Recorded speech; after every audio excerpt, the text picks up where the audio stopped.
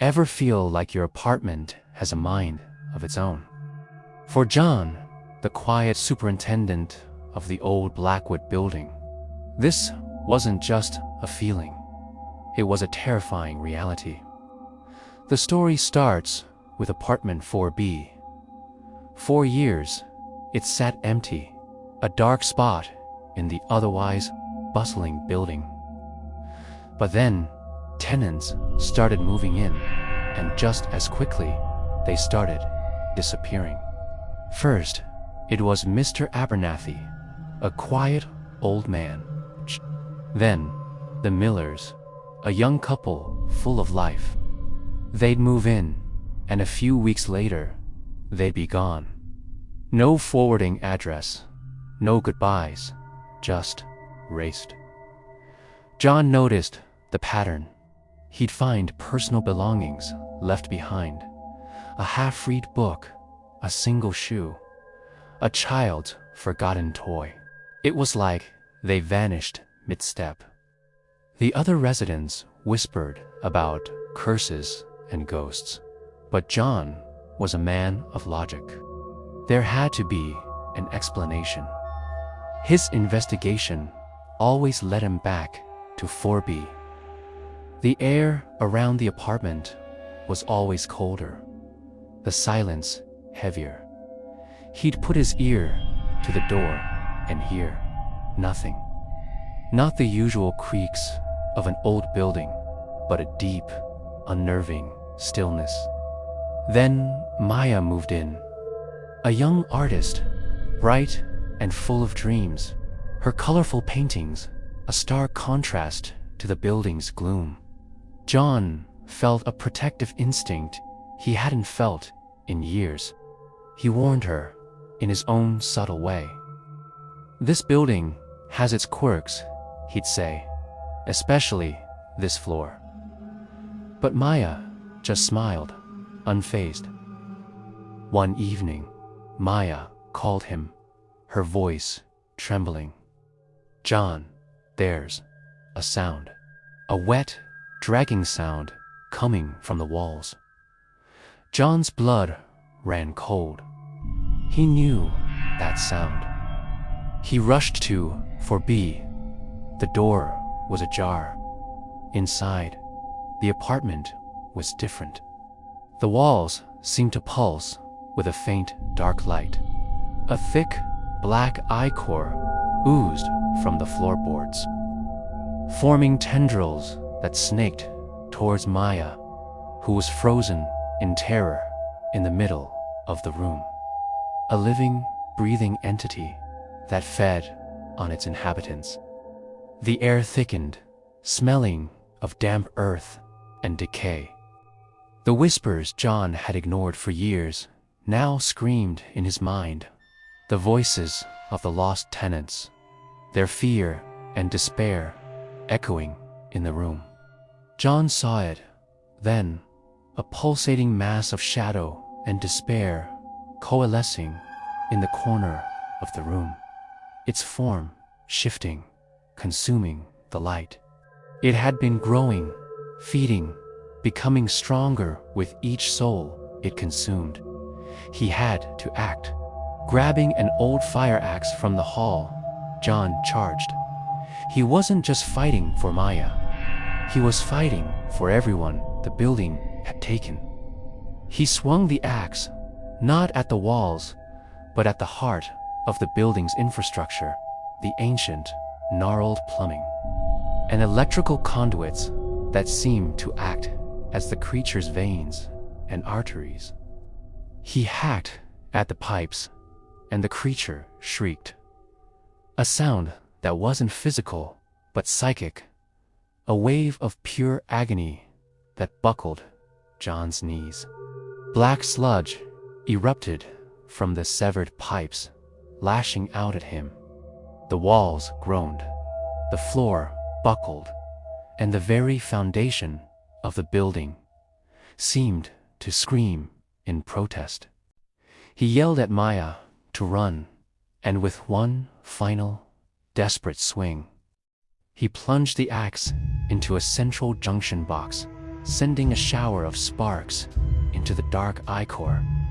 There was a blinding flash, a deafening roar, and then silence. The pulsing stopped.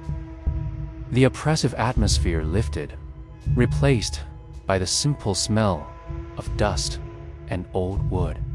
Maya was safe, but the building was scarred, and so was John. He'd won, but he hadn't really escaped. He's still the superintendent of the Blackwood building. He still walks the halls, but now he listens. He listens for the silence, for the cold spots, and for the whispers of the apartment that almost ate everyone.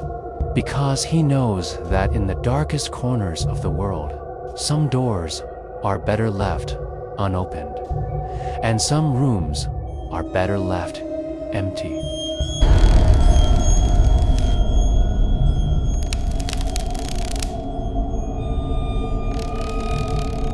My friend Amelia just vanished. One day, she was here, the next, gone. No note, no call, just an empty apartment and a chilling silence. The police hit a dead end, but I couldn't let it go. I knew Amelia. She wouldn't just leave. Her last texts were strange, mentioning her work at a tech giant, Omnicorp, and something called the Nexus Project. She sounded excited, but also scared. I started digging. Posing as a new hire, I managed to get inside Omnicorp. The place felt off, sterile, and secretive. Everyone moved like they were part of a hive mind, their eyes holding a distant, vacant look. I accessed Amelia's old terminal, sifting through encrypted files. What I found was terrifying. The Nexus wasn't just a project. It was an experiment to link human minds into a single collective consciousness, a digital hive. The company documents boasted of efficiency and unity, but Amelia's private logs told a different story. She wrote about losing herself, her memories and feelings merging with others, her individuality fading away. My search led me to a hidden sublevel, the heart of the Nexus. Rows upon rows of pods lined the chamber, each containing a person, their eyes closed. Wires connecting them to a massive central core. This wasn't unity, it was imprisonment. Before I could process the horror, alarms blared. Security guards swarmed me. They knew I was an intruder. I was dragged away, not to a holding cell, but to an empty pod. They were going to plug me in. As the machine whirred to life, a face appeared on a monitor before me. It was Amelia. But it wasn't her. Her expression was blank, her voice monotone. She spoke as part of a collective, a we. She told me resistance was pointless. That the Nexus offered a peace I couldn't understand. She was lost, absorbed into the machine. My heart shattered. Was this the end? Was I about to become another mindless drone in Omnicorp's digital collective? Suddenly, the facility shuddered violently. Red lights flashed and sirens wailed. A system-wide, catastrophic failure. The pod door hissed open. Chaos erupted as other pods malfunctioned, releasing their occupants. In the confusion, I saw her, the real Amelia. A flicker of her old self returning to her eyes as the connection faltered. I grabbed her hand and we ran. We fought our way through the collapsing facility, alarms screaming behind us, a testament to the dying machine. We made it out. We had the evidence, the logs, everything we needed to expose Omnicorp. The world would know their crimes. We won, but it was a hollow victory. The Amelia who escaped with me wasn't the same one who disappeared. Sometimes I see her staring into the distance, her eyes reflecting a place I can never go. She says she can still hear them, the whispers of the Nexus, a ghost in her mind. She's free, but a part of her will forever be connected to that digital abyss.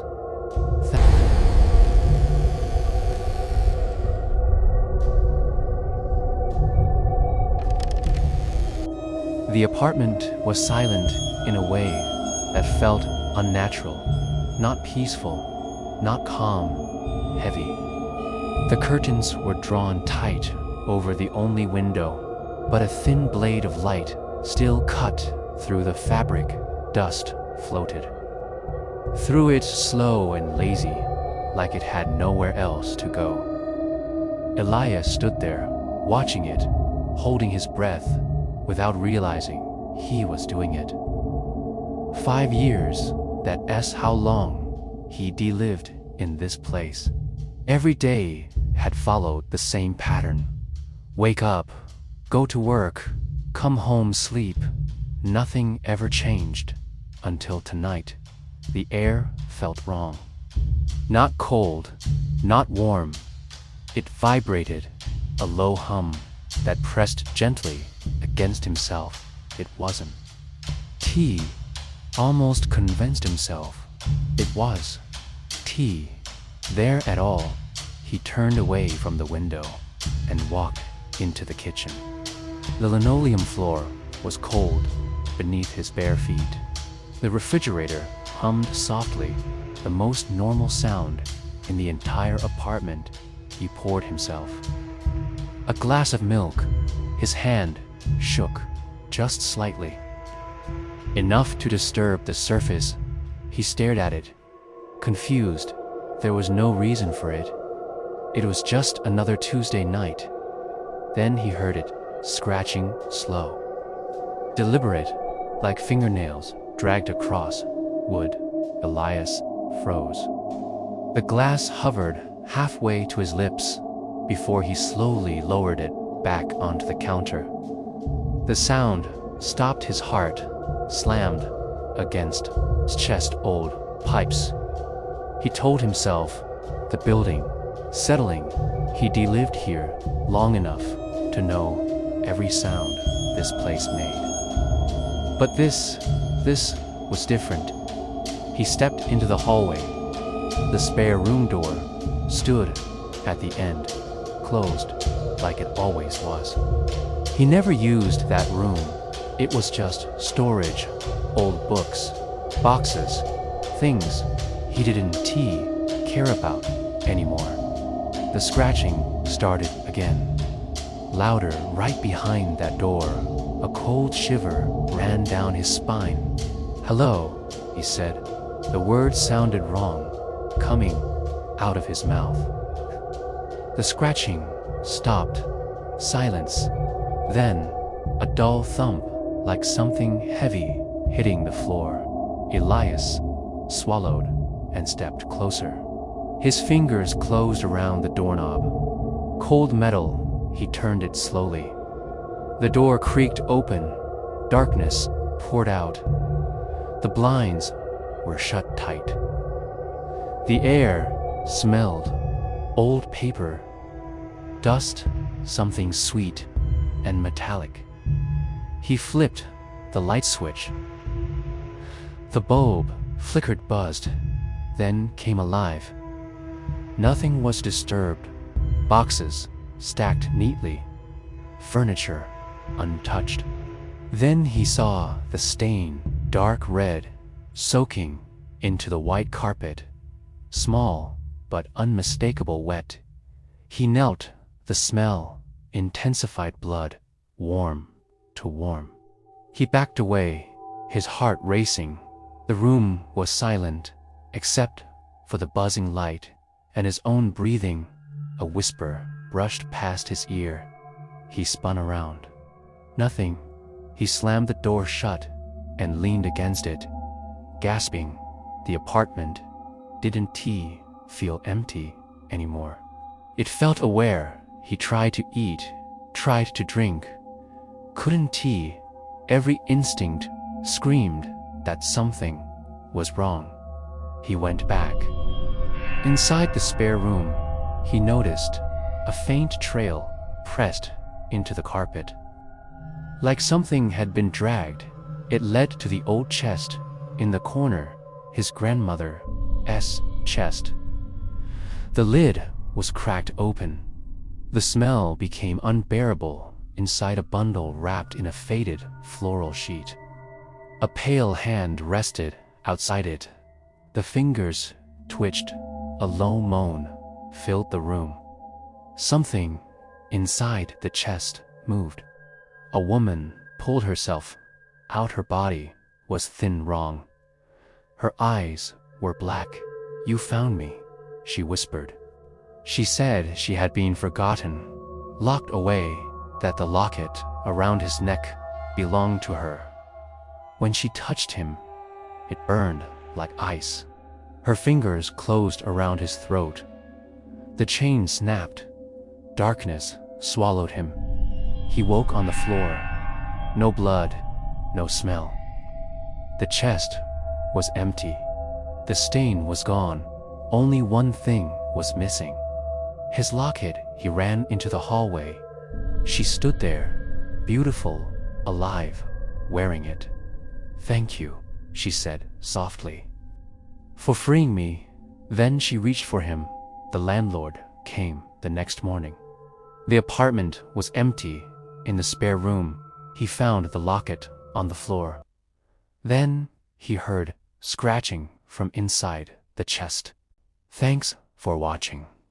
If you enjoy stories that explore the hidden horrors in everyday places, make sure to hit that subscribe button and ring the bell so you do unmiss our next video.